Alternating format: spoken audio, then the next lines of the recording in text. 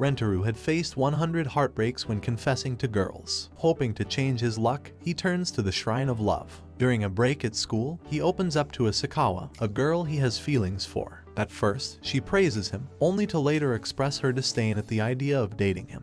This shatters Rentaru's spirit. The next day, his friend, whom we'll call Sidekick, tries to lift his spirits. Sidekick playfully mocks Rentaru's continuous failures, jokingly dubbing him a flirt hero. Welcome back to Anikazu, the ultimate destination for all your anime insights and stories. Today, we're diving into a tale of love, choices, and destiny, one that'll have you questioning the very nature of soulmates. Buckle up, because this story is a roller coaster of emotions. But before we start, if you haven't already, hit that subscribe button to join the Anikazu family and get ready for a journey through the world of anime like never before. Without further ado, let's get started. A nostalgic journey into the past unveils that Rentaru's initial brush with love and confession came astonishingly early.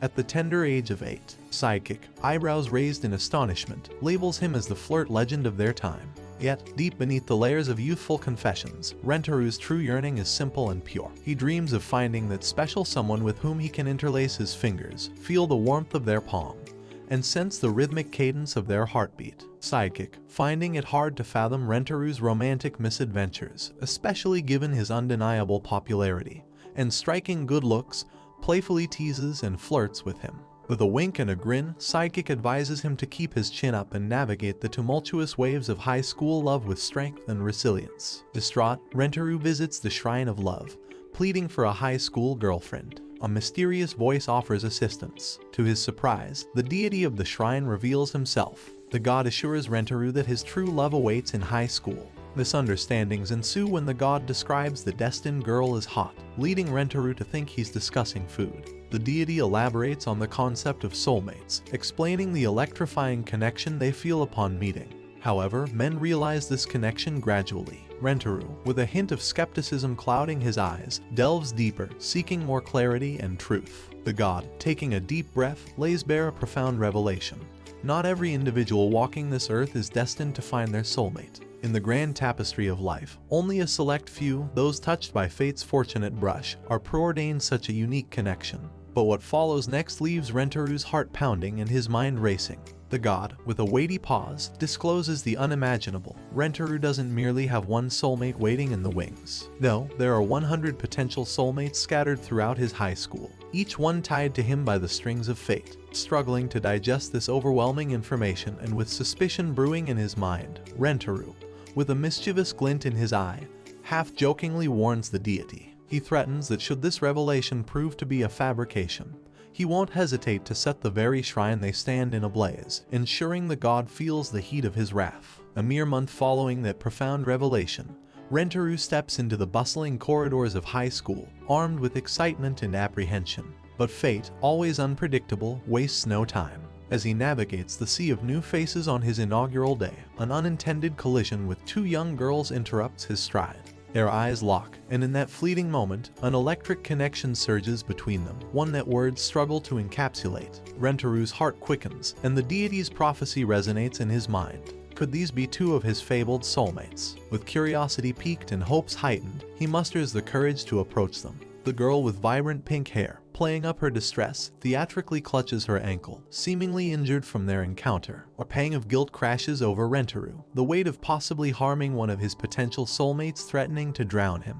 However, as he hovers over her with sincere worry painted on his face, the pink-haired maiden's eyes dance with mischief and joy. She revels in the genuine concern he displays, perhaps seeing it as affirmation of their predestined bond. Despite the unfamiliarity, a pang of guilt strikes Ajo as he witnesses the girl in apparent agony. The pain he inadvertently caused a stranger burdens his conscience. As this drama unfolds, another girl, having watched the unfolding scene, experiences a surge of jealousy. Desiring a slice of the attention, she too artfully claims to have sprained her foot. With each feigned injury, Ajo's self-reproach swells, and he begins to reprimand himself, almost theatrically smacking his forehead in anguish. Detecting his genuine distress, both girls swiftly shed their charade and rise to his aid, their faces etched with concern. But, as if by instinct, they once again descend into their ruse, contorting with exaggerated pain. Recognizing their need for attention and comfort, Ajo, ever the gallant knight, offers to whisk them away to the infirmary in his arms. Yet, as he bears their weight, an uncanny realization dawns on him. Rather than being a mere burden,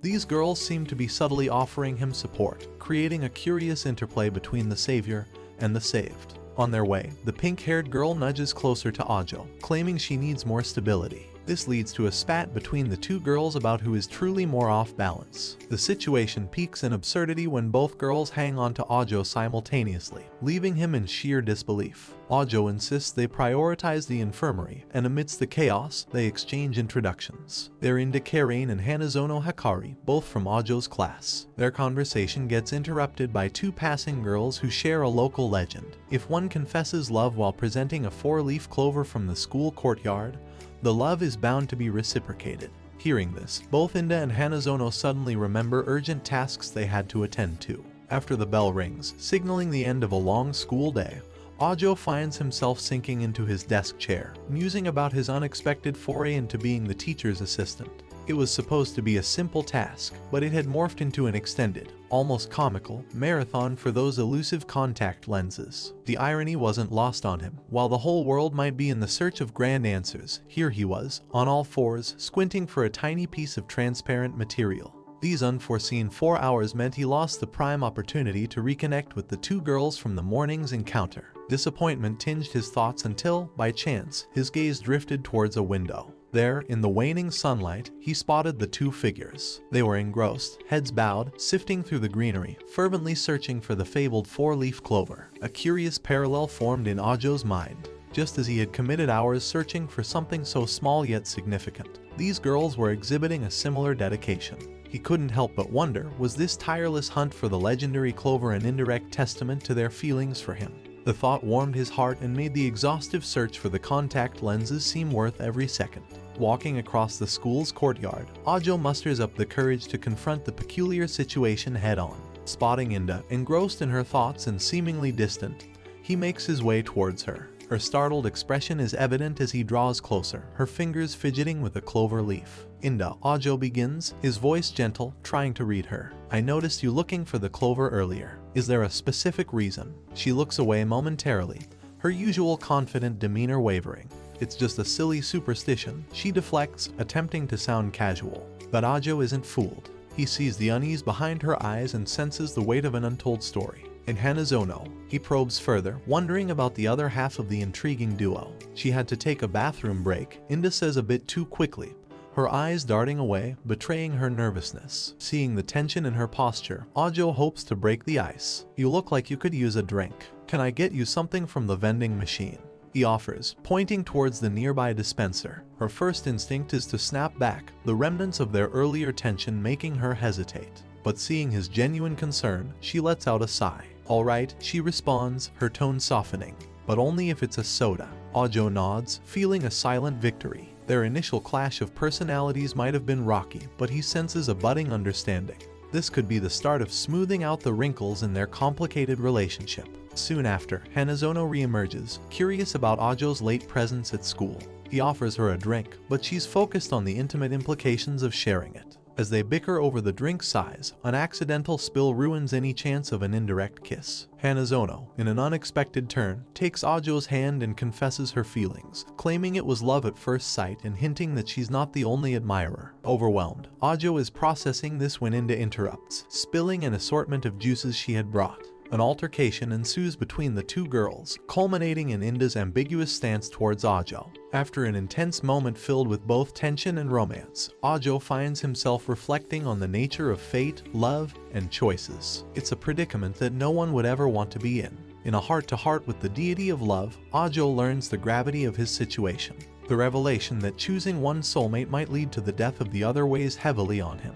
He grapples with the idea of polyamory, considering it as a solution, but the reactions of Inda and Hanazono make it clear that the path won't be easy. However, Ajo's earnest intentions shine through when he presents both girls with four-leaf clovers, a symbol of the effort he took to understand their feelings. This gesture speaks volumes about his commitment and affection for both of them. Hanazono's willingness to share Ajo's love is a testament to her deep feelings for him, and while Inda's initial resistance may seem cold, her eventual acceptance of the situation reveals her own love and maturity. The decision to embark on this unconventional relationship isn't without its challenges. But Ajo, Hanazono, and Inda are united in their determination to find happiness together. As the story progresses, we're reminded that Ajo's journey is far from over. With 98 more soulmates yet to be discovered, his life promises to be filled with love, heartbreak, and growth. Ajo stops in front of a lamppost and chats with it. As he does so, a boy comments about finally having a girlfriend after facing many rejections. He's excited that he'll be attending school with her, something he has always wished for. As they approach, others find it odd that Ajo is talking to a lamppost. However, he brushes it off, attributing his distracted state to his newfound relationship. The girl finds this endearing and offers to talk whenever he feels lonely, but in typical tsundere fashion, she stops mid-sentence and acts distant. Love triangles, that's basic. Quadrangles, not even close. Dive into a world where love knows no bounds, and one boy's quest for a simple kiss turns into an epic adventure of romance and hilarity. Hanazono approaches and takes the girl's hand, making Ajo blush and lose composure. He recalls that most men love the simple act of holding hands. Not wanting to be left out, he reaches for Inda's hand. Inda, however, claims she's just humoring him to gain his trust, intending to shock him later on. As it turns out, Inda is an electrodeer with electric capabilities. Though she's standoffish, deep down, she has genuine feelings for Ajo. The feelings are mutual, with both Ajo and Hanazono thinking of it as the happiest day of their lives. The trio chat about the lovely weather, catching the attention of a passing lady. Surprised that the younger generation is talking about the weather, she tries to address the girls formally by their last names. Hanazono, however, asks to be addressed by her first name, Hikari. Ajo, embarrassed, obliges and is called Rentaro in return. Inda hesitates but eventually follows suit, asking to be called Karen. They continue their banter with first names, drawing attention from other students. Upon entering the school, they witness a student fleeing from the strict vice principal. Haraki mentions that the vice principal will chase rule breakers relentlessly. Once caught, the vice principal administers a punishing kiss that causes physical damage due to its intensity. Because of her speed and methods, she's nicknamed the Sonic Witch. The conversation takes a romantic turn when Hikari asks Rentaro if he's ever been kissed. Since he hasn't, Hikari and Karen subtly compete to be his first. During lunch, Hikari offers Rentaro some of her homemade omelet, which he praises as the best he's ever had. Karen, not wanting to be outdone, offers a cookie but accidentally pokes Rentaro in the eye. The scene ends with comedic tension, hinting at the love triangle's complications. With the plan set, Rentaro puts it into motion. He turns his back, blaring the song My First Kiss, while Hikari and Karen decide their positions based on the roll of the dice. They then send him a message to signify they're ready. Rentaro, with anticipation, rolls his dice, counting the seconds corresponding to the number shown. He rolls again and puts the mask over his eyes. Using the second roll's number to determine his starting point, he begins to slowly walk towards one of the girls, the tension palpable. Not knowing who he'll approach first makes the situation even more exhilarating for the trio. Relying on his senses and the beats of the song, he finally reaches one of the girls, leaning in for a soft kiss. Then, he carefully moves to the other side, giving the second girl an equally gentle kiss. When the song ends and the mask comes off, Rentaro is greeted by the blushing faces of both Hikari and Karen. He's unable to discern who he kissed first, and neither girl gives away any hints. The atmosphere is filled with a mixture of excitement, nervousness, and satisfaction. Though the girls had been competing fiercely for Rentaro's attention and affection earlier, this experience creates a bond between them. They realize that instead of letting jealousy and rivalry dominate their interactions, they can share unique moments together as friends and as part of Rentaro's life. The day continues, with the trio navigating through school, their friendships deepening, and the complexities of their unique relationship becoming both a source of amusement and of genuine affection. They face challenges, make memories, and learn that love can take many forms. But amidst all this, the mystery of the first kiss remains unsolved, adding a playful undertone to their interactions. It seems that each attempt at Rentaro's plan ends in some unexpected mishap or awkward situation. Whether it's a gust of wind, a curious cat, or simple misunderstandings, the universe seems to be conspiring against their attempt to have this mystery kiss. After the third failed attempt, Rentaro, Hikari, and Karen collapse on the grassy school grounds, exhausted from the emotional roller coaster they've been through. The afternoon sun casts a golden hue on them, and the trio share a moment of laughter at the absurdity of their situation. Rentaro found himself amidst an emotional whirlwind. The setting sun painted the sky in shades of orange and pink, providing a serene backdrop to the intense conversation unfolding between him and his friends. "Why is it so hard for us to just have a simple kiss?" he lamented, his hands animatedly describing his frustration. From the side, Karen's eyes gleamed with mischief. A smirk formed on her lips as she retorted, "Perhaps, Rentaro, the cosmos is trying to send us a message. Maybe it's a sign.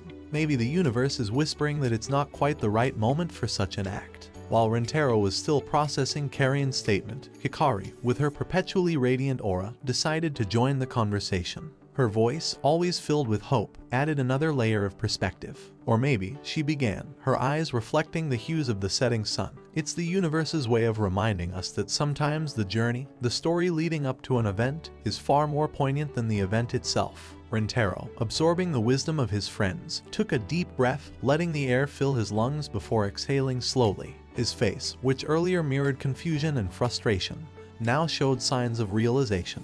"You might be onto something," he responded thoughtfully. "All this time, we've been chasing after this one singular moment, this one kiss. And in doing so, perhaps we've overlooked the beauty of the moments leading up to it, the joy in our shared experiences and the memories we've been creating together." The trio, each lost in their own reflections, allowed a peaceful silence to envelop them. The world around them seemed to stand still as they stood shoulder to shoulder, gazing at the horizon. It was in that tranquil moment that they truly grasped the essence of their journey, understanding that sometimes the build-up, the anticipation, and the journey towards a goal can hold more beauty, more depth, and be far more rewarding than the achievement of the goal itself. They then decide to spend the rest of the day just enjoying each other's company, walking around the school, sharing stories, and having a good time. The subject of the first kiss becomes a fond memory of their adventurous day, and they decide to let fate take its course. In the days and weeks that follow, their relationship continues to deepen and grow. The unique bond they share becomes the talk of the school, but the trio doesn't mind.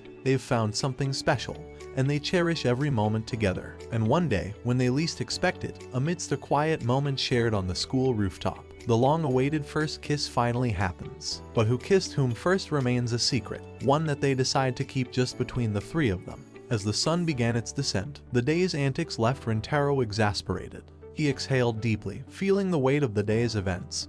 Who knew a simple kiss would be this complicated? He mused. Kiran rolled her eyes. That plan was doomed from the start. Hiraki shot back. It would have worked if not for you. The air around them thickened as the tension built. The duo's bickering grew more intense until Hikari blurted, "You're always hurting Rentaro." Kiran's glare grew icier. "He's mine," she retorted. Rentaro, caught in the middle, raised his hands. "Stop, both of you. This is on me. If I'd just kissed one of you, none of this would have happened." Overwhelmed with guilt, he sprinted away, cursing himself for being such a clueless boyfriend. Concerned, Hikari and Karen pursued him but stopped in their tracks as they spotted the vice director closing in on Rentaro. In an unexpected twist, she lunged at him, her intentions clear. Just in the nick of time, Karen pulled her away, pinning her down in a wrestling hold. "Unhand me. That's against the rules," the vice director protested. Karen smirked, so is planting a French kiss on a student. Hikari, seizing the moment, theatrically opened the window, feigning a call to the education department about the perverted teacher. This charade sent the vice director into a panic, revealing her bizarre secret of hiring young escorts for her odd kissing escapades. Rentaro, free from the vice director's clutches, was met with concerned looks from the girls. Trying to ease the tension, he confessed that he staged the day's events to help them get along. In a heartfelt moment, he shared his fear of his first kiss being the wedge between them. Moved by his sentiments, the girls suggested a solution. Hikari proposed, "Why not share the first kiss?" The trio pondered over the logistics. "I initially thought of it," Rentaro mused, "but figured you both wouldn't be on board." A shared look between the girls spoke volumes. As they slowly leaned in, Rentaro's quirky side emerged, likening the moment to a UFO summoning. Amidst giggles, the trio shared a memorable first kiss. The next day at the library, Rentaro found the girls engrossed in cookbooks. Hikari was eager to expand her culinary skills beyond omelets, while Karen was engrossed in recipes to grab your boyfriend by the stomach. A playful tug-of-war over the book ensued. Rentaro stepped in, reminiscing about their shared kiss, hoping to remind them of the bond they shared. Amidst the lively atmosphere of the library, with the girls engrossed in their spirited back and forth, Rentaro's wandering eyes found solace in the aged cover of a book simply titled Love. The gentle wear on its spine and the softened edges hinted at the countless readers who had sought its wisdom. Drawn to it, Rentaro extended his hand. As his fingers skimmed the surface, they unexpectedly met with the delicate touch of a mysterious girl. Their worlds momentarily merged as their gazes intertwined, each set of eyes unveiling depth and tales yearning to be told. An undeniable, electric charge passed between them, forging a fleeting yet powerful connection that hinted at the dawn of a new chapter in their lives. From unexpected intrusions to the ever-elusive quest for a simple kiss, today's journey through 100 girlfriends that really love you truly delivered another roller coaster of emotions. Who knew love could be so complicated and comical at the same time? As Rintaro navigates this overwhelming world of affection, we can't help but wonder what lies ahead for our protagonist and his endearing entourage. A monologue commences, with the princess elaborating that her fate was predetermined from her very birth. She was destined to lead a life of solitude. She had already come to terms with this destiny. Then, the scene shifts back to the library where the two of them accidentally collide, feeling that peculiar jolt once again. Rintaro senses that this girl is yet another one of his numerous kindred spirits. However, he was unprepared to encounter another one of them at that particular moment. Consequently, the girl begins to depart. He suggests that she could take the book instead. She opens her book to a specific page and requests Rintaro to read something from it. He discovers that it is written that she is the proprietor of those lamps. He inquires if she serves as the librarian there, and she responds by presenting another passage from the book. She confirms that Rintaro's assumption was correct. When he notices her silence, he recalls that talking is prohibited in the library. He deduces that the girl is communicating in this manner because of the library's rules. She then gestures towards passages in the book again and asks what he is searching for. Rintaro communicates through gestures, expressing his interest in romance novels. Subsequently, she questions why he isn't speaking, but he returns the same inquiry to her. The girl points to passages in the book, apologizing for having annoyed him, and confesses her difficulty in conversing with people. So, he initially considers calling someone else for assistance. However, instead, he approaches her and offers an apology, admitting that he hadn't realized she was shy. He then asks for her help once more and seeks book recommendations, particularly focusing on romance novels, his preferred genre. He explains his desire to find a romance book with a satisfying ending where the characters overcome difficulties and live happily ever after. Finally, he requests a suggestion from the girl, and her eyes light up when she realizes she can be of help. However, she becomes overly enthusiastic and selects more books than necessary. This startles him, but she quickly apologizes for her overenthusiasm and suggests he take the book he wants. Rintaro insists on reading all the books since she went through the trouble of selecting them. He proceeds to borrow them using his library card, but when he asks for the card, the girl explains that it would take a week to issue a new one. Rintaro regrets having to deal with such bureaucracy. The librarian clutches his chosen book and approaches him, offering to lend it to him. Initially, Rintaro insists that the book is hers and not from the library. However, she persists in extending the book towards him, and he realizes that she is indeed lending it to him. Rintaro feels delighted and realizes that he hasn't asked the girl's name yet. She presents her identification, and he reads her name, Yoshimoto Shizuka. Furthermore, he discovers that she is from the same class as him. Rintaro apologizes for not remembering her and explains that he hasn't memorized everyone's faces yet. Hikari then takes out a book that aims to help increase femininity, piquing Korane's interest. Korane joins them and asks if they are still engrossed in cookbooks. However, Hikari clarifies that she was actually exploring books that could teach her how to make him happier, while Korane admits she was merely seeking to expand her repertoire of dishes. This revelation stirs Rintaro emotionally. Upon returning home, Rintaro starts reading the book that Shizuka had borrowed. The book recounts the tale of Princess Lo and her loyal knight, Kamakuru, and the challenges that befall their love story. The princess emphasizes the importance of Kamakuru's unwavering loyalty and decorum, bestowing upon him the title of a knight. He solemnly pledges to protect her at any cost, marking the beginning of their journey together. One fateful day, a dragon threatens Princess Lo's life, and her devoted knight rushes to her rescue, defeating the monstrous creature. In the aftermath, they share shy glances, signaling the start of their transformation from princess and knight into a couple. However, Kamakuru's family intends to marry the princess to a man of higher status than him. He attempts to reach her to prevent this, but he is intercepted before he can take action.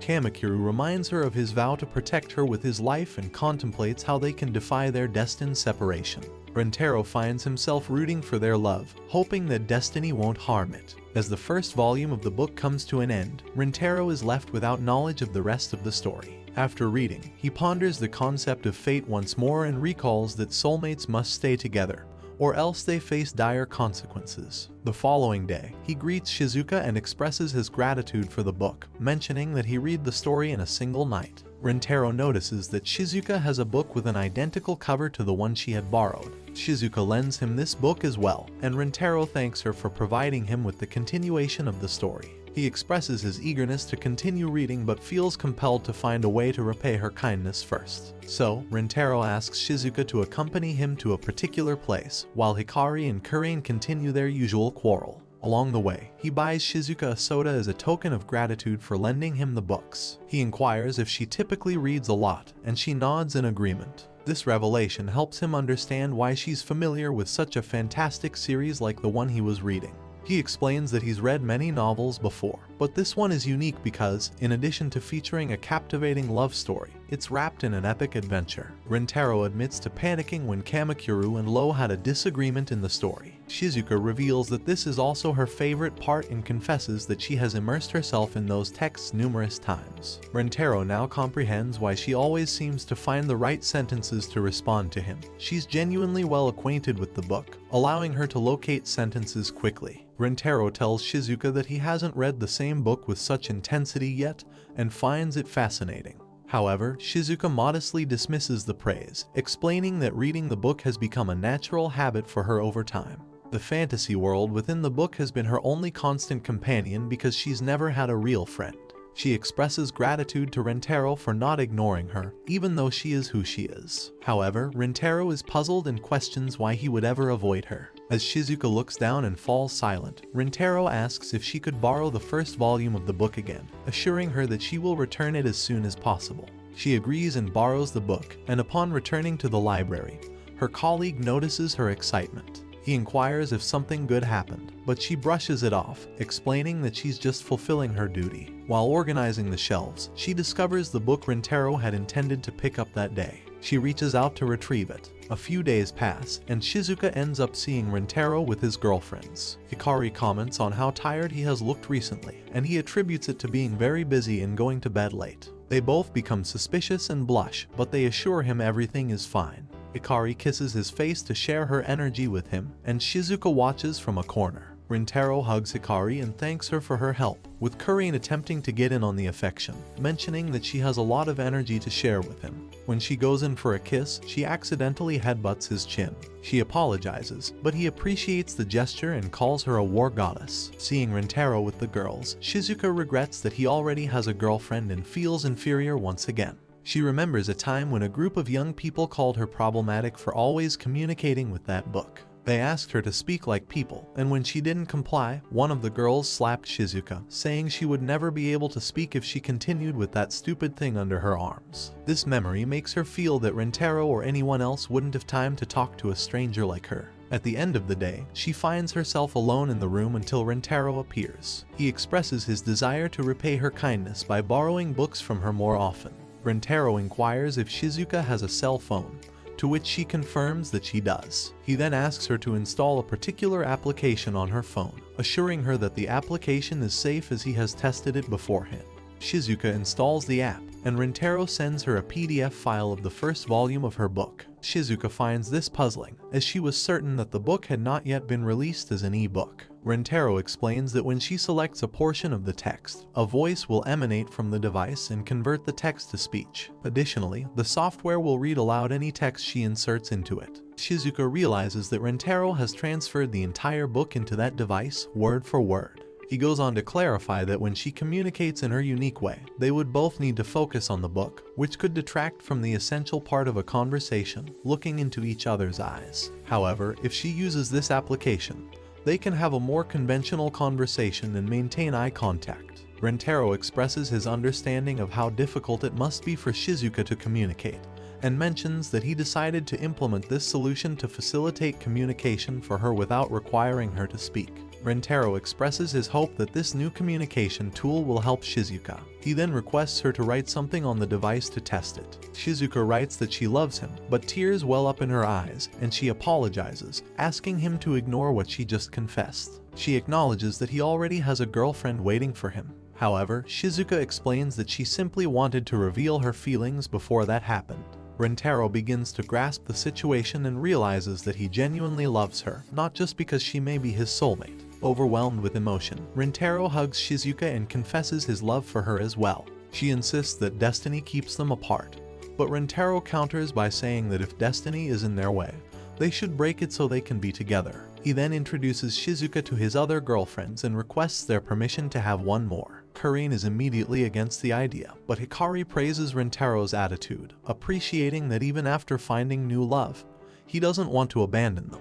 Rentaro explains his intention to love all three of them equally, and promises to demonstrate it through his actions. Karine questions if he will truly uphold this promise, and Rentaro affirms that they can hold him accountable for it. He even states that if he fails to keep his word and hurts any of them, he will redeem himself by committing seppuku, as someone who harms their loved ones doesn't deserve to live. In this way, the love triangle from before transforms into a love rectangle. Introducing his new partner to both ladies, Karine initially perceives her as quite ordinary. However, they are taken aback when she replies to their hellos with a synthesized voice from her smartphone. The revelation is unsettling for them. Moreover, Rentaro shares with Shizuka that he has uploaded her classmates' names and data from Circlet Love Story Volume 2 to her device to facilitate her communication. He goes on to clarify for the others that Shizuka utilizes lines from her cherished shows to converse. He even addresses the audience directly, suggesting that those curious about the method should refer to the anime's third episode. Kairin, however, chastises him for his meta-narrative antics. In the midst of this, Shizuka articulates their names in a mechanized tone. Rentaro elaborates on the girl's quirks, describing her as an avid reader and librarian who exhibits adorable toe wiggles when engrossed in a book. He observes that her toe movements vary with the emotions evoked by the narrative, likening her joyful wiggle to a wagging dog's tail, while fear induces a tremble in her feet. Rentaro finds Shizuka's involuntary display of sentiments endearing, though she is mortified upon learning these traits of hers were noticeable. She was oblivious to these nuances, and Rentaro doesn't stop there. He remarks on Hikari's habits, noting how she innocently places her hand over her mouth when in deep thought, escalating to nibbling on her fingers with increased focus, an act Rentaro deems irresistibly alluring. Much to Hikari's astonishment at such an unintentional gesture, he doesn't spare Karine either, pointing out her instinctive hair twirling when flattered, a gesture he finds particularly enchanting in contrast to her typical demeanor. His acute observations have left all three feeling quite self-conscious. Rentaro presses on, describing how Hikari pouts when they kiss and how Karine becomes so lost in the moment she forgets to breathe. Shizuka, intrigued by these intimate details, inquires whether Rentaro has shared a kiss with them. Intrigued, Shizuka uses the phrase exchanging kisses, leaving Rentaro momentarily perplexed, uncertain of its implications. Shizuka quickly recovers from her faux pas, apologizing for her lapse in decorum, yet she infers from the conversation that they have indeed kissed. When Hikari inquires if Shizuka harbors a curiosity about kissing as well, she reveals that fate, in the form of dew, has ordained her to maintain her purity until her marriage. Rentaro respects her stance, assuring her that he's willing to wait for the kiss until she's comfortable. This exchange doesn't go unnoticed by the other two, who now find themselves yearning for his kiss. Subsequently, the girls vie to feed Rentaro, each claiming they had the idea first, creating a playful contention while he was content with his bento. In the midst of this, Shizuka withdraws from the group, maintaining a distance and observing without participation. The debate between the other two escalates as they draw closer, prompting Rentaro to caution them about the risk of an accidental kiss given their proximity. Noticing Shizuka's absorption in her own world, Rentaro empathizes with her potential struggle in immediately bonding with the group. Yet he remains optimistic, ready to navigate the complexities of forming new friendships. He muses on the tendency of people to force certain behaviors when meeting someone new, as a defense mechanism to avoid revealing true thoughts that might trigger disdain or disapproval in others. Rentaro suggests that it's less complicated to share one's true self with someone who has already seen a glimpse of your genuine emotions, as it overcomes the fear of judgment and simplifies the relationship. So, Rentaro pulls out a deck of cards and proposes a playful twist on the traditional game of Old Maid, suggesting they introduce a playful punishment, The winner gets to tickle the loser. He reflects that laughter is a natural pathway to revealing genuine emotions, and he coins the initiative Operation Tickle Laugh Bonding. The girls quickly concur, the prospect of Rintaro's tickles spurring excitement. Observing their eager anticipation, Rintaro senses an alliance forming against him in the game. As they begin, Rintaro emerges victorious in the initial round, with Karain as the unfortunate loser. She prompts him to carry out her penalty swiftly, attempting to mask her delight at the prospect. As Rintaro begins to tickle her, she claims immunity to the sensation. Nevertheless, he perceives her stoicism as a playful challenge and escalates his efforts. Karain responds by playfully collapsing onto the floor, inviting him to continue in a manner that teeters on the edge of propriety. Deciding to retreat, they reset for another round, which Rintaro again wins, this time leaving Hikari as the loser. She provocatively prepares for her punishment, asking Rintaro to be gentle, eliciting Karain's protective instinct to ensure things remain decent. As Rintaro tickles her, Hikari bursts into a mix of giggles and involuntary moans, later admitting her vulnerability to tickles. Rintaro reassures her, and a flustered Hikari steps back, humorously confessing that the tickling was so intense it almost overwhelmed her completely. In the third round, fate again favors Rintaro, reaffirming his role as the tickler. He can't help but feel that perhaps the universe has conspired for him to engage in this lighthearted torment with them all. The game continues, and this time the cards dictate that Shizuka is the one to face the playful consequence. Rintaro, visibly eager, is intrigued at the thought of eliciting a laugh from the typically composed Shizuka. When he commences the tickling, she strives to maintain her poise but eventually succumbs to laughter, which uniquely emanates through her electronic device. The synthetic sound takes Rintaro aback, but Shizuka candidly shares that, though it may seem melancholic, it's her sole avenue for such expression. Rintaro, charmed by her resilience, reassures her of her cuteness and returns to the tickling. The other girls watch on, realizing that despite their efforts, Rintaro has yet to lose a round. Having achieved their initial goal of being tickled by him, they now set a new target. They want to tickle Rintaro in return.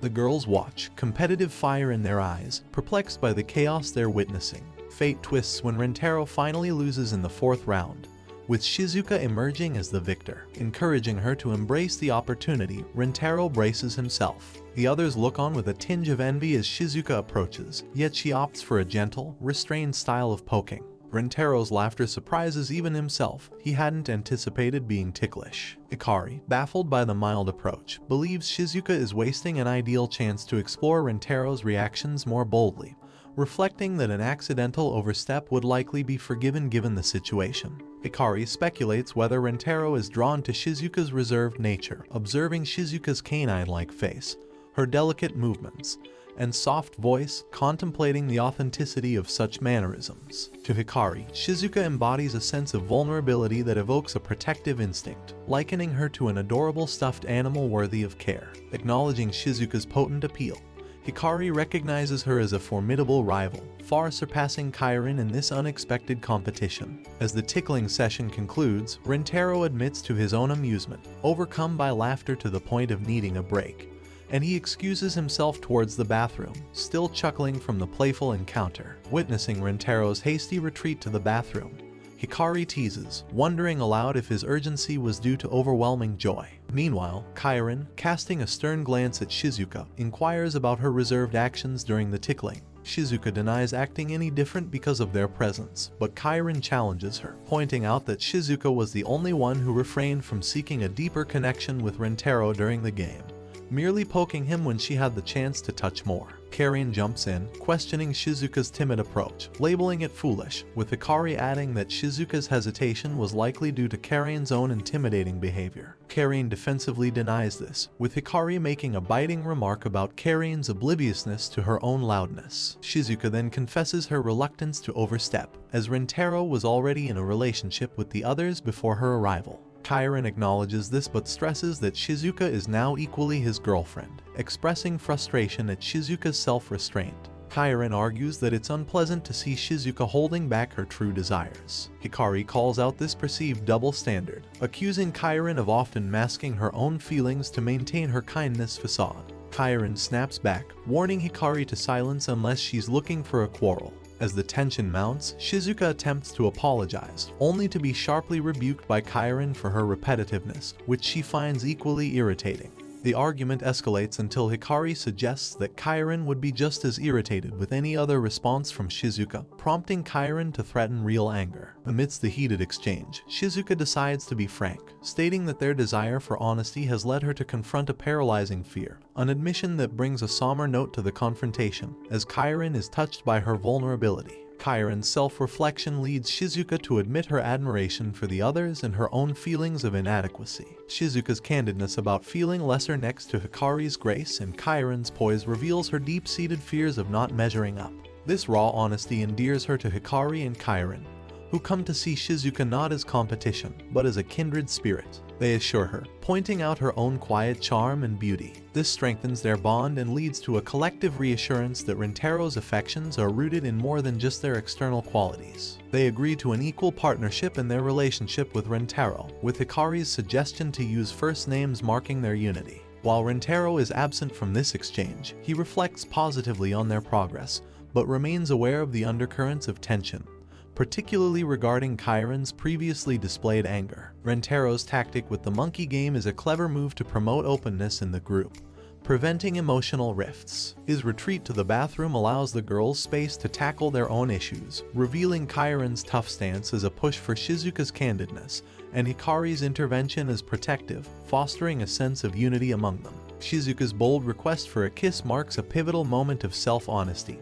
challenging her own reticence. Rintaro's initial tender response and subsequent kiss affirm their mutual affection, furthering their emotional connection. Hikari nudges Kairin to drop her guard, leading to a typical tsundere reaction where her outward aloofness slowly gives way to her genuine affection for Rintaro, despite her claims otherwise. The laughter and varied reactions following these events, Shizuka's shyness, Kairin's hidden jealousy, Hikari's forthrightness weave a rich tapestry of evolving relationships. Rintaro's playful acknowledgement of Kairin's embarrassment highlights the endearing qualities in each girl's unique way of handling their emotions. In this light-hearted narrative, these moments underscore themes of truthfulness, vulnerability, and the diverse expressions of emotion, with Rintaro at the heart, skillfully nurturing and navigating these intimate connections. So she starts to hit him, and finally, Rintaro says that he wants to kiss her too. After all, if it's not him asking for the deal, it won't even happen. And then he asks if she wants it too, and even though she is very reluctant, Korean answers yes. And then the two kiss, and after kissing all three of them, he looks stupid looking at the sky, and Haka asks what he has, and Ro says that they are such great girlfriends that he considers it a waste for them to be with him. And he says he's grateful for the three of them.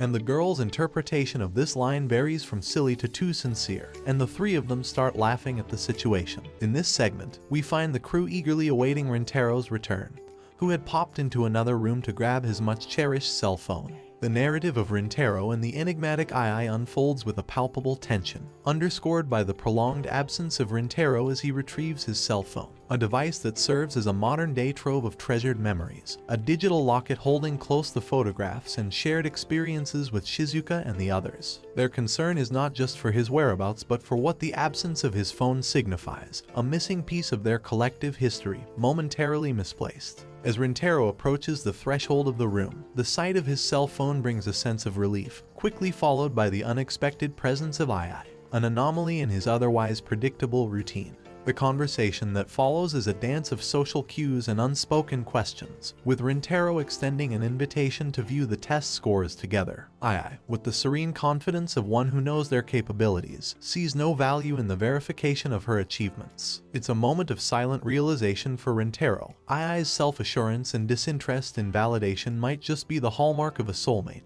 resonating with his own experiences of profound connection. When Rintaro, later on, encounters the list of top performers and discovers Ai's name crowning the chart, his admiration for her intellect is matched by his intrigue in her solitary nature. Shizuka's description paints Ai as an academic island, her brilliance casting a long shadow, while Inda's remarks, though secondhand, sketch an image of a young woman whose life is a study in disciplined excellence, almost to the point of being machine-like in her efficiency. In the shared space of the biology lab, the dynamic between Rintaro and Ai becomes a microcosm of their contrasting worldviews. As Rintaro urges the abandonment of the textbook, he discovers Ai's meticulous replication of cell diagrams, a visual echo of her steadfast reliance on proven methods over experiential learning. His attempt to nudge her towards the tangible aspects of their assignment is met with resistance, as Ai questions the necessity of repeating observations already established by scientific forebears. It takes the subtle prompt of academic decorum, with Rintaro's mention of their observant professor, to coax Ai into participating in the hands-on aspect of their class. Throughout this exchange, a delicate balance is struck between Rintaro's appreciation for the tangible, sensory aspects of learning and Ai's unwavering faith in the efficiency of predetermined knowledge. It's a dance between the empirical and the practical, the observable and the assumed, as each brings their own perspectives to the shared bench of inquiry and discovery. As our story unfolds, Ai's commitment to efficiency remains unshaken, even as she confronts the tools of scientific inquiry. She stubbornly positions her textbook beneath the microscope's lens, a testament to her belief in the steadfast reliability of the printed word over the variable nature of hands-on experimentation. Rintaro observes this, understanding the mechanics behind her moniker as an AI.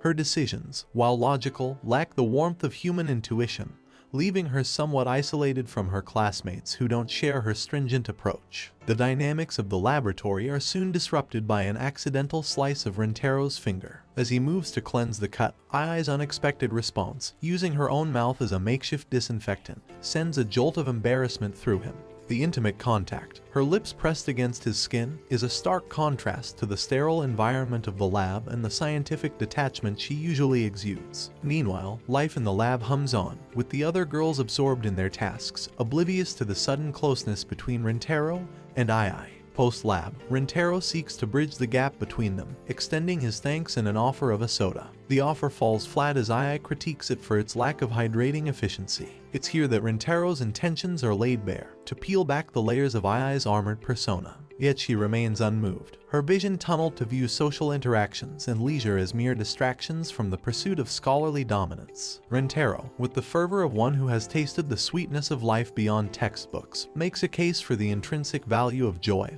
laughter, and the intangible qualities that make life vivid. Ai counters with the precision of a mathematician. To her, if it cannot be quantified, it cannot be valued. The impasse lingers, with Rintaro contemplating the enigmatic puzzle that is Ai. Can someone so diametrically opposed to his own outlook be his destined companion?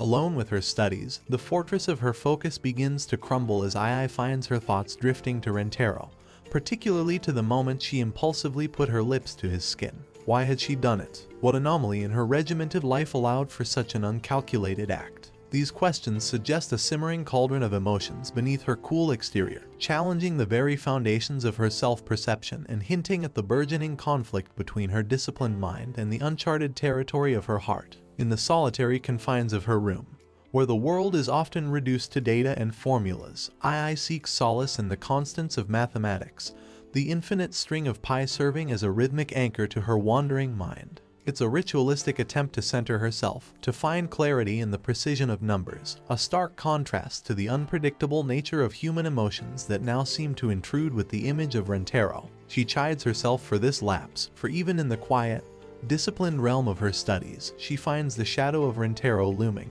his presence an unwelcome yet compelling force that disrupts her meticulous order. The following day, Ai confronts this disruption head-on. Her confession of love to Rintaro is much an act of defiance against her own structured reality as it is an admission of her feelings. Yet, in the same breath, she retreats to the safety of logic, discounting the very notion of romance as a frivolous teenage fancy, incompatible with the lofty academic aspirations she has set for herself. Her words paint a picture of love as a detour, an unnecessary deviation from the path of scholarly pursuit. Rintaro, however, stands as a bastion of the heart's resilience, challenging Ai's attempts to rationalize away their connection. He recognizes the paradox in her admission, a contradiction that hints at a deeper struggle within Ai, a battle between the head and the heart. Rintaro's counter-proposal is a testament to his belief in the transformative power of love, offering to lay down his affections should he fail to bridge the gap between them in the span of a single date. The day of reckoning arrives, and with it, the tumultuous blend of hope and trepidation as Rintaro waits for Ai. Her arrival, dressed in casual attire, is a visual shock to Rintaro, an unexpected glimpse of Ai outside the stringent confines of her usual academic armor. Misreading his stunned silence as malaise, Ai's misinterpretation is a poignant reminder of the chasm of misunderstanding that still lies between them. Their date becomes a tapestry of moments both tender and testing. The carousel, a symbol of carefree youth, spins under Ai's critical gaze as she questions its purpose, unable to see the joy in circling to the strains of music. Rentero's camera, an artifact meant to capture fleeting memories, becomes another point of contention, with Ai highlighting the inherent risk of entrusting precious moments to such fallible technology. Yet, through Rentero's lens, he sees more than just an image.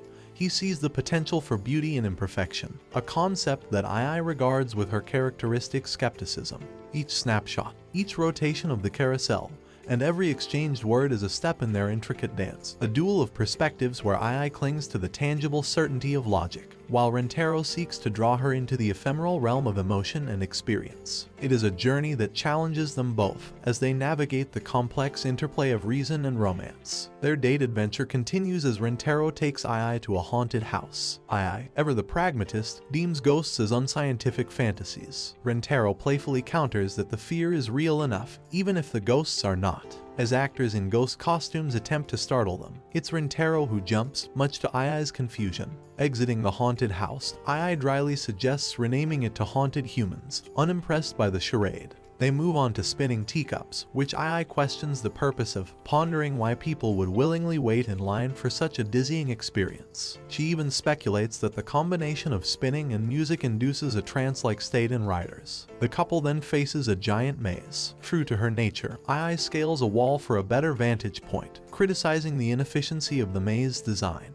Rentero gently reminds her that navigating through dead ends is the essence of a maze. On the Ferris wheel, Ai's composure wavers as her fear of heights surfaces. Rentero offers comfort, leading to a moment of intimacy as their hands and fingers intertwine. Afterwards, they review the day's photos. Rentero points out Ai's rare moments of joy, something she doubts others can discern due to her typically stoic demeanor. Rentero assures her it's noticeable to those who pay attention. Reflecting on the day, Ai admits to having more fun than anticipated, yet she struggles with the concept, feeling it's frivolous as it brings no tangible benefits. She apologizes for her perspective, hinting at an internal conflict between her ingrained beliefs and the new experiences challenging them. Rentero reassures Ai that she needn't apologize for her raw emotions. He understands that everyone's experiences are different and values her honesty. He nearly destroys their day's photos, symbolizing moving on.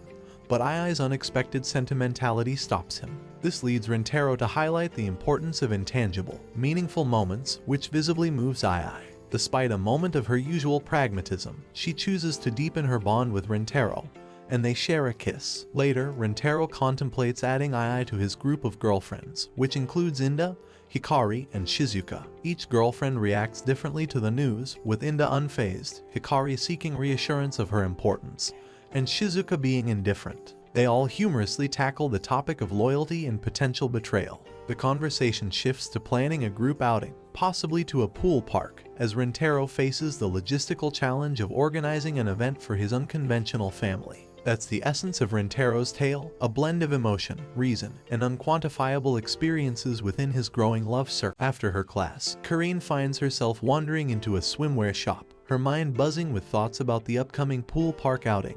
The suggestion for the trip had come unexpectedly from Hikari, catching Karine off guard, especially since she didn't own any swimwear suitable for such a social event. Her past pool experiences were limited to casual visits with friends, none of which required anything beyond simple, functional swimwear. As she browses through the aisles of colorful and trendy bikinis, Karine can't help but feel a bit out of place. The thought of wearing such fashionable swimwear triggers a mix of excitement and discomfort in her. She's always preferred comfort over style, and these eye-catching bikinis seem to embody everything she wasn't accustomed to. Despite this, a part of her can't help but be drawn to the bold designs and vibrant patterns. Karine's internal debate is noticed by a store assistant, who approaches with a gentle smile, offering assistance. When Karine expresses her uncertainty, the assistant is quick to apologize, feeling responsible for not being able to match Karine's expectations and comfort. As Karine continues her hesitant exploration of the store, a particular bikini catches her eye.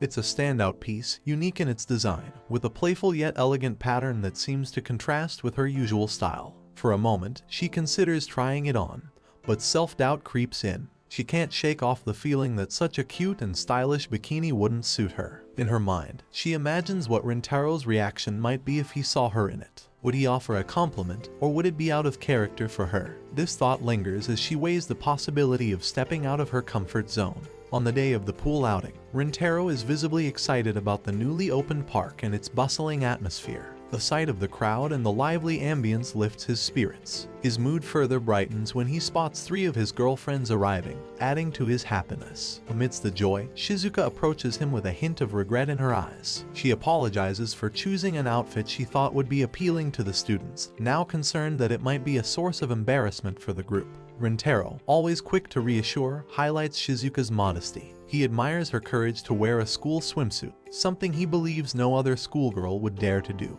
elevating her status in his eyes to that of a national treasure. The group's joyous mood slightly dims when they realize Kurain has not yet arrived. When she finally appears, Rintaro is surprised to find her not in swimwear, but in regular clothes. He expresses his disappointment, gently urging her to go home and change into something more appropriate for the pool. Kurain, feeling a bit chilly and out of place, decides to remain on the sidelines, content with watching her friends enjoy the water. Rintaro, concerned for her well-being, suggests the possibility of leaving, but Hikari intervenes. She proposes waiting for another day when Kurain feels more inclined to join in the fun. EIAI, ever practical, suggests that Kurain could at least sunbathe near the lounge chairs, where the sunlight is most effective. Kurain appreciates the concern but reassures everyone that she's fine on her own.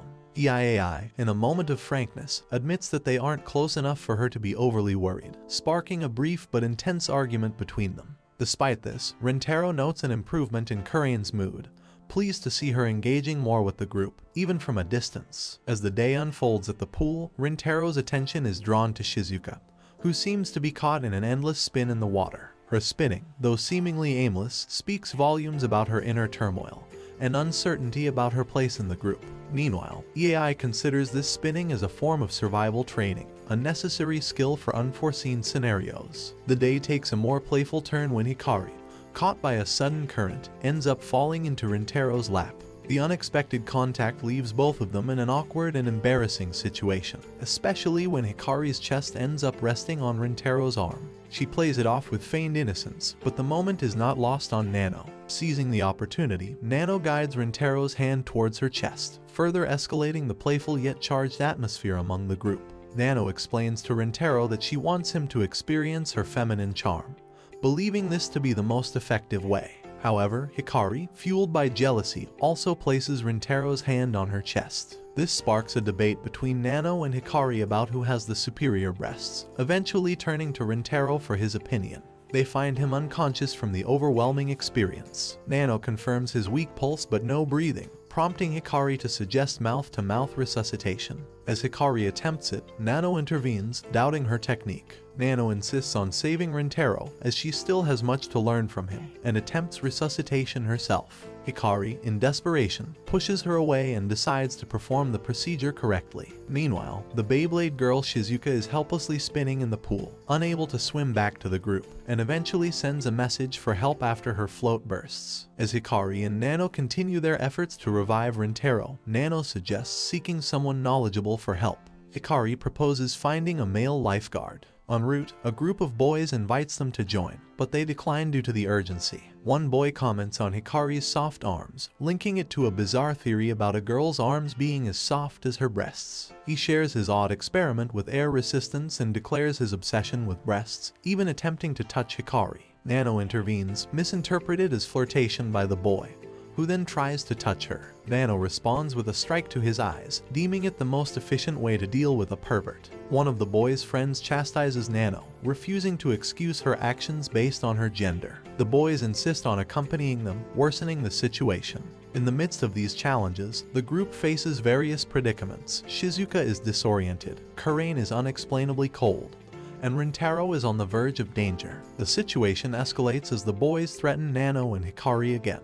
Nano decides to stay behind, instructing Hikari to seek help for Rintaro. Hikari questions why she must endure this ordeal, reminding Nano that she had defended her from one of the assailants. Nano clarifies she acted only to avoid upsetting Rintaro, not wanting to see him hurt. Hikari counters, suggesting Rintaro would be equally saddened by harm coming to her. Nano, however, believes that since her relationship with Rentaro is newer, he would be more affected if something happened to Hikari. As the boys grow impatient, Hikari asserts that neither of them will stay. Nano is confused, but Hikari explains that her budding relationship with Rentaro means she still has much to understand about him. One of the aggressors, tired of the discussion, decides to take them by force. Suddenly, Rentaro arrives, intervening to protect Nano and Hikari. He confronts the boys, who tell him to back off and accuse Nano of injuring one of their friends. Hikari explains the self-defense situation, and Rentaro, understanding the context, suggests spending time with the boys to reconcile for the incident. The lead aggressor, uninterested in Rentaro's company, dismisses them. Rentaro then clarifies that both Nano and Hikari are his girlfriends, a claim the aggressor doubts, challenging Rentaro to kiss them as proof. Rentaro hesitates, not wanting to display such affection publicly, but Nano and Hikari each take turns kissing him, dispelling the boys' disbelief. The aggressors, unnerved by this modern relationship dynamic, flee. Hikari inquires when Rentaro regained consciousness, and Nano wonders how he located them. Before Rentaro can respond, Karin arrives, upset by the scene she witnessed. The narrative then flashes back to moments earlier when Karin, sunbathing, notices the boys approaching Nano and Hikari. She heads towards them and finds Rentaro lying on the ground. Panicking at his pale appearance, she attempts to revive him. Rentaro only awakens when Karin mentions the girls are in danger, springing into action to assist them. This revelation clarifies how Rentaro managed to reach them in time, and Nano remarks on the effectiveness of this method to rouse him.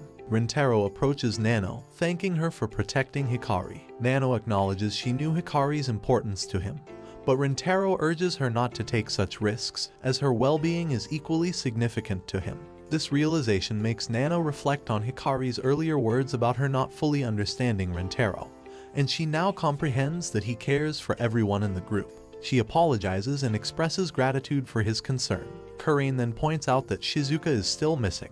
Hikari mentions not having seen her since they were swept away by the current in the pool.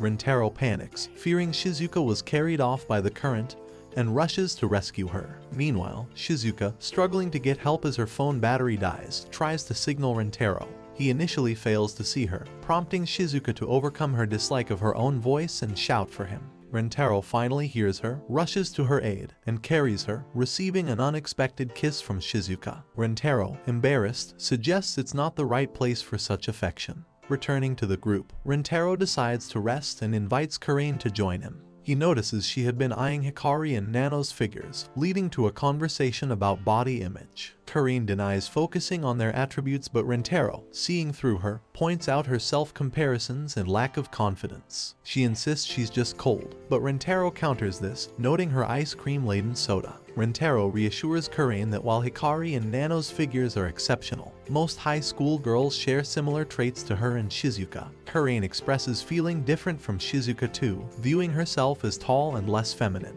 Rentaro then prompts her to stand and removes her coat, revealing her bikini, which she initially resists, calling him a pervert. He compliments her appearance, causing discomfort, but then embraces her, asking if she can feel his heart beating rapidly. He explains that their close heartbeats signify their deep connection, suggesting that he would feel embarrassed if they weren't as close. Rentaro further reassures Karin, explaining that she is not better or worse than the other girls, as each of them possesses unique qualities. He emphasizes that, in his eyes, Karin couldn't be more attractive than she already is. His words leave her motionless and blushing. Sensing the moment, Rentaro gently kisses her, breaking the tension. They then return to the pool area, where Nano inquires if Karin's cold has subsided. Karin confirms it has, now more at ease. The other girls begin to compliment her on her bikini, which makes her feel bashful yet appreciated. Seeing Karin integrated and everyone together, Rentaro realizes the joy in spending time as a group at the pool.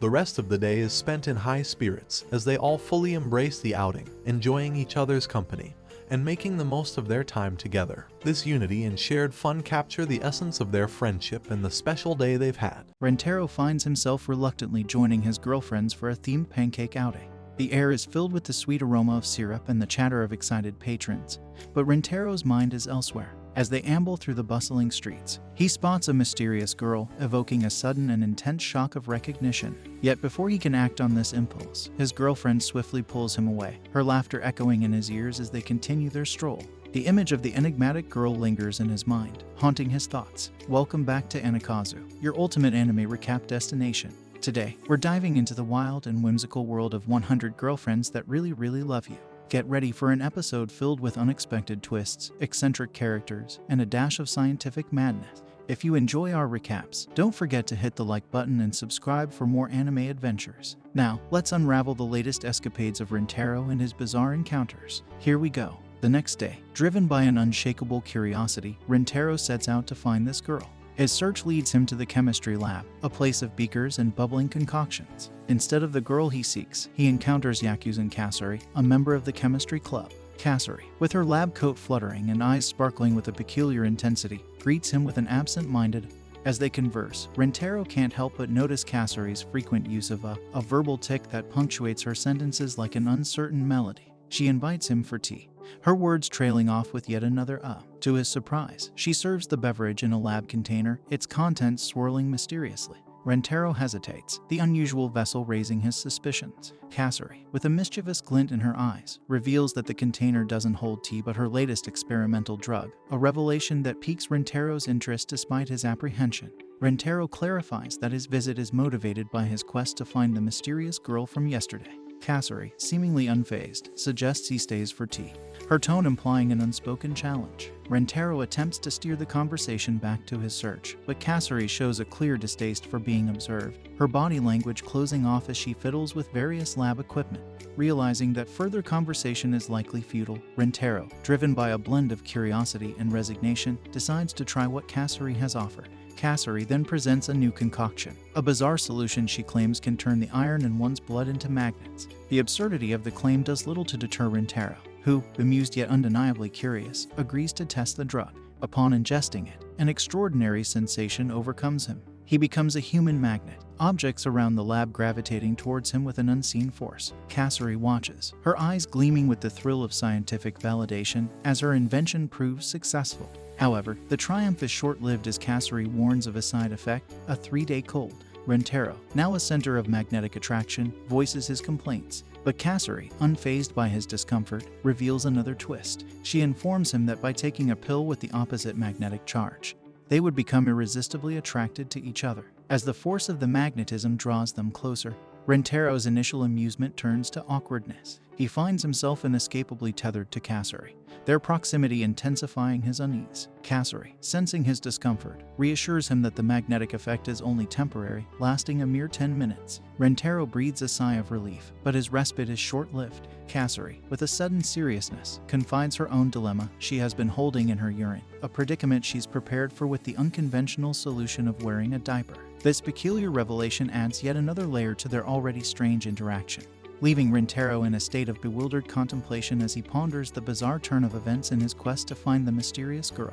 In a twist of events, Kasari, unable to hold back any longer, accidentally urinates on Rintaro. Embarrassed, she quickly informs him that the drug's effects will soon fade. As they wait, Kasari passionately discusses her love for chemistry, showcasing her diverse creations like night vision drugs and a formula causing delayed voice effects. Observing her enthusiasm, Rintaro finds himself mesmerized, even though he's on a quest to find his soulmate. Despite Kasari not being his destined partner, he can't help but feel drawn to her. Caught staring, Kasari playfully teases Rintaro about being smitten by her cuteness. He inquires how she knows, and she reveals that the tea he drank contained a love potion. Following this revelation, Kasari confesses her feelings for Rintaro and proposes they date. Overwhelmed, Rintaro begins to vomit, upsetting Kasari. He explains his reaction stems from the shock of her confession and the physical discomfort from the earlier incident, not the love potion itself. Kasari is confused, having expected the potion to render him head over heels for her. Misinterpreting his reaction as rejection, she becomes distraught, believing he doesn't reciprocate her feelings. Rintaro clarifies his wish to respond to her feelings soberly, not under the influence of drugs. Overcome by the potent mix of chemicals, he collapses, shaking uncontrollably. Realizing she's induced an overdose of emotions, Kasari quickly offers an antidote. Unable to take it himself due to his disoriented state, Kasari administers the medicine through a kiss, curing him. With the potion's effects gone, Rintaro still acknowledges Kasari's allure. This realization leads her to understand that his body had naturally rejected the drug due to his genuine attraction to her. renewing her request. Kasuri asks Rintaro to date her again. As he processes this, Rintaro urges her to rise from her knees. However, she remains down, transforming before his eyes. Kasuri reveals her true appearance, explaining that a drug interaction during their kiss caused this change. She admits her experiment on immortality failed, resulting in her childlike appearance. Reintroducing herself as the chemistry club president, Kasuri's new form surprises Rintaro, who now realizes she is his senior. Kasuri explains the misinterpretation of her appearance due to the transformation, adding complexity to their budding relationship. Kasuri prefers to maintain an angelic guise during her experiments. Rintaro, still grappling with the revelation that the two girls he met are actually one and the same, is stunned. Realizing she is his soulmate, he declares his feelings, kneeling before her. Kasuri embraces him but playfully mentions needing to change his diapers again, bringing Kasuri to meet his two girlfriends. Rintaro requests their acceptance to date her as well. Iai remarks on the efficiency of dating multiple partners, but Rintaro insists his motive isn't efficiency. Coraine, curious, prompts Kasuri for a proper introduction. Kasuri identifies herself as an obsessive drug enthusiast. Coraine skeptically questions Kasuri's decency. Rintaro clarifies that Kasuri's appearance is the result of a specific drug. She's actually a third-year student. Kasuri then offers each girlfriend a tailored potion. To Coraine, she initially suggests a breast enlargement drug, which infuriates her. Switching gears, Kasuri proposes a potion to curb Coraine's craziness, only to upset her further. Finally, she offers a potion to enhance Coraine's femininity, leading Coraine to question how Kasuri knows about her. Kasuri cheekily credits Rintaro for the information, placing him in an awkward spot. To diffuse the tension, Kasuri mentions Rintaro's compliments about Coraine's beauty, which cools her aggression. Coraine inquires if Rintaro was hurt by her earlier actions, to which he jokingly replies he enjoys it. Kasuri gives Hikari a potion to enhance her sex appeal. Imagining its effects, Hikari eagerly consumes it, only to find her clothes dissolving from excessive sweating, a side effect Kasuri explains as the true essence of sexiness. Embarrassed, Hikari receives Rintaro's sweatshirt for modesty. As Hikari dons the sweatshirt, she's momentarily distracted by its scent, remembering the potion's clothes-melting effect. Kasuri reassures her the effect is one time only. For Shizuka, the book lover, Kasuri concocts a potion that transforms her appearance into a rabbit, eliciting a surprising reaction. Rentaro compliments Shizuka's rabbit-like cuteness, but she feels undeserving of such praise. When he touches her ears and she blushes, feeling the sensation, he gently places her on his lap, tenderly stroking her ears. For Nano, Kasuri concocts a potion to make her hair more manageable, suiting her efficiency-loving nature. Nano uses her newly manageable hair to clean some dirt off Rentaru's face, enchanting him with its scent.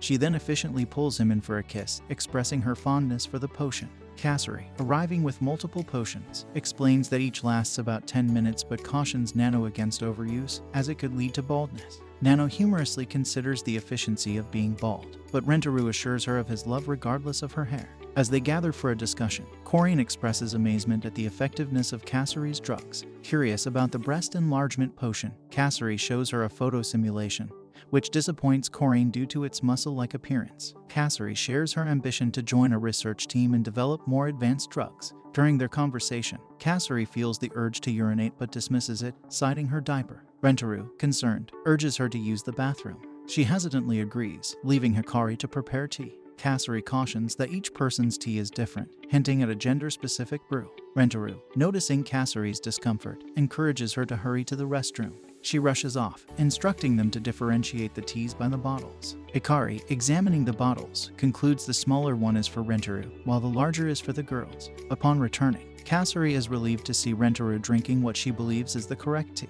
However, she soon realizes the teas were switched and urges everyone to spit out their drinks. Rentaru downplays the mix-up, suggesting it's not a significant concern. In Rentaru's mind, the difference in teas was merely about taste. However, Kasuri clarifies that Rentaru's tea contained a drug intended to make him kiss the person he loves. She had hoped this would lead to a genuine kiss with him, distinguishing it from their previous encounter in the library. Rentaru asserts that he doesn't need such concoctions to want to kiss her, as his feelings are already sincere. Hearing this, Kasuri excitedly jumps onto his lap for a kiss. This act sparks jealousy in Karin, and she, along with the other girls, also yearn to kiss Rentaru. Kasuri, realizing her miscalculation, warns Rentaru of the drug's potent effects. She explains that it intensifies the male libido towards physical desire. while in females, it heightens the need for emotional fulfillment through kissing, effectively turning them into kissing zombies. Kasari advises that if the girls catch Rentaru, they'll be insatiable in their desire to kiss him. Rentaru, half-jokingly, considers this scenario a paradise, but Kasari stresses the urgency of neutralizing the drug to prevent permanent effects. She estimates it takes about an hour for the drug to fully affect their systems, depending on the individual. Thus, a unique twist on a Resident Evil-like scenario unfolds, with the girls transformed into a different kind of zombie. So that was it for the video. If you liked it, make sure to subscribe to the channel Anikazu and write down in the comments if you want to see more to this anime.